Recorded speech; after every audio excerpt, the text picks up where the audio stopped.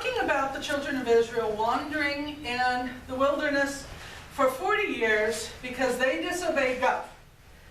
And that was their punishment. Everyone who was a legal adult died. At this point, they've all died except for Joshua, Caleb, and Moses. Aaron is gone. Miriam is gone. All the people who rebelled are gone. Even the people who did not rebel exactly, but who were still responsible adults and thus participated in the refusal to go into Canaan, they've all died. So we've got a whole new generation that has grown up. People who were 20 years old or younger when they left Egypt, whatever the name of the country was. When they left Egypt, they are the ones who are now the adults. They're in charge. I guess they're from 59 years old and younger, except for Joshua, Caleb, and Moses. Joshua and Caleb were the two spies who were faithful and said, I don't care how big those people are. We can whoop them because we got God and He's bigger. And so God said they could go in, even though everybody else their age died. And we're to the point of taking care of Moses. Moses was supposed to lead them into Israel. But look, Moses disobeyed when God told him the second time they needed water. The first time they needed water, he hit the rock and they got water.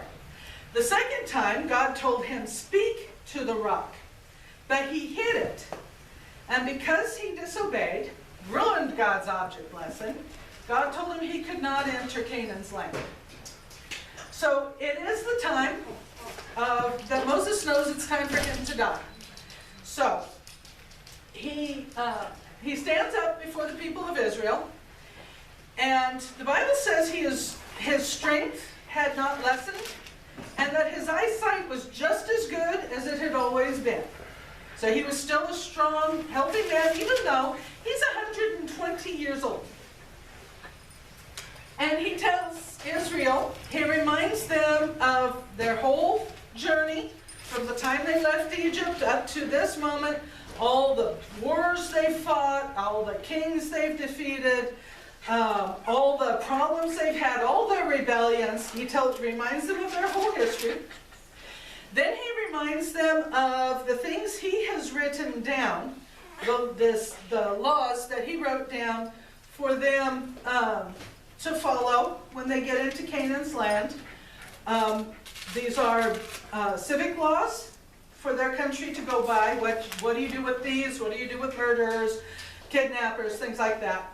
As well as ceremonial laws and dietary laws. And he goes over all of this. This is our books of Deuteronomy and half of Exodus and Numbers and Leviticus. He summarizes all of that. He gives them instruction on going in to Canaan's, and he tells them, okay, Joshua is the one who's going to be in charge now. He lays his hands on Joshua and prays for him to have wisdom, and the Bible says that Joshua had an extreme amount of wisdom, at least from this point on. Moses also sings them a song, praising God for all the wonders that he has seen in his lifetime. And he prays for them. And he blesses them. And he warns them that if they don't obey God, this is how God's going to punish you. But if you obey him, this is how he's going to bless you. And he makes his final words, he tells them everything. Essentially, everything that they need to know before he leaves them. And then God tells him to go up on the top of Mount Pisgah, which is evidently on the border of Israel.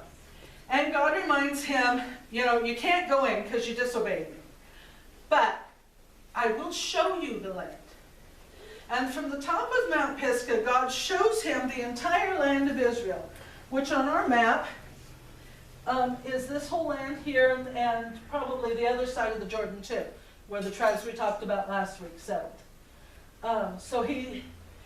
Though Israel is a tiny country, I'm pretty sure you can't naturally see it from one mountaintop. So God miraculously showed him the whole land. the orchards and the vineyards and the pasture lands and the seaports and all the beauty of that part. I mean, they're on the Mediterranean Ocean. This is the kind of area that we build resorts in. And he showed them the beauty of this land. And then Moses died. And the Bible tells us that God took Moses to a certain valley and buried him, but didn't tell him anyone where he buried him. God didn't want humans, he knows our nature, and he didn't want humans to go and build a temple over Moses' burial ground and then come and worship Moses. So he buried him secretly. He buried him secretly. Nobody has ever found Moses' tomb. But that's kind of neat that God buried him. God, yeah, neat to say through history, God buried me. I think that's kind of neat. The Bible says that there never has been anyone like Moses for serving God and being close to God and walking with him. Very important man, prophesied of God. Jesus was coming. And in fact, some scriptures say that Jesus came in a very similar ministry. Where Moses led Israel out of the bondage of Egypt, Jesus leads us out of the bondage of sin. And so it's a very similar ministry that Jesus had. And that ends the story of Moses, but it doesn't end the story of Israel. We carry on with them next time. This does conclude the 5 books of the law called the Pentateuch, which Jesus said Moses wrote. So it's Genesis, Exodus, Leviticus, Numbers, and Deuteronomy. So that completes them. Next time we start the book of Joshua. So, yeah, your namesake. So let's sing this little light of mine. This little light of mine, I'm gonna let it shine. This little light of mine, I'm gonna let it shine. This little light of mine, I'm gonna let it shine. Let it shine, let it shine, let it shine. Won't let Satan it out. I'm gonna let it shine. Won't let Satan it out. I'm gonna let it shine. Won't let Satan it out. I'm gonna let it shine. Let it shine. Let it shine. Let it shine.